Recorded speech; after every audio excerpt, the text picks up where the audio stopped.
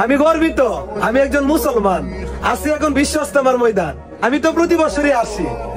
আপনার আল্লাহ রাস্তায় বের হবেন তো? হ্যালো এভরিওয়ান, কি অবস্থা সবার? আশা করি সবাই খুব ভালো আছেন। গত 2 তারিখ মোনাজাতের মাধ্যমে শেষ হলো ইজতেমার প্রথম পর্ব। জনপ্রিয় টিকটক সেলিব্রিটি অ্যালেক্স সবুজ কিন্তু এই ইজতেমায় আসে এবং ইজতেমায় থাকাকালীন সময়ে একের পর এক ভিডিও প্রতিনিয়তই ছেড়ে গেছেন। টিকটক করি আর যাই করি, আল্লাহ তাআলার কাছে দোয়া করি 5 ওয়াক্ত নামাজ যেন সময় মতো পড়তে পারি।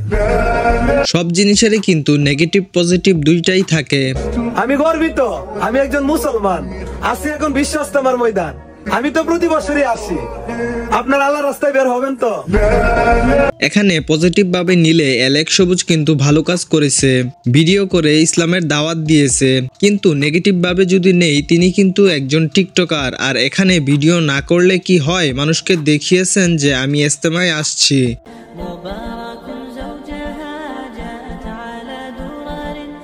আমার জীবন থেকে শেখা একটা গল্প বলি। গত বছরে আমরা কয়েকজন বন্ধু মিলে ইজতেমায় যাই। মজার ব্যাপার হলো, আমরা বন্ধুরা মিলে একটা ছবি তুলছিলাম মাঠে বসে। তখন কয়েকজন লোক আমাদের ধমক দিল যে এখানে কি তোমরা ছবি তুলতে আসছো নাকি, আর যদি এসেই থাকো তাহলে তোমাদের ছবিই তোলো, আমরা যাতে ছবিতে না আসি। তো ভাবেন তো তাদের ইমানি পাওয়ার কতটুকু, আর আমাদের টিকটকার অ্যালেক্স সবুজের। সে তো ভিডিও ছেড়েই যাচ্ছে, এখন হয়তো মানুষ দেখানো ভিডিও বানাচ্ছে, কিছুদিন পর শুরু হয়ে যাবে আবার ফালাফালি নষ্টামির ভিডিও।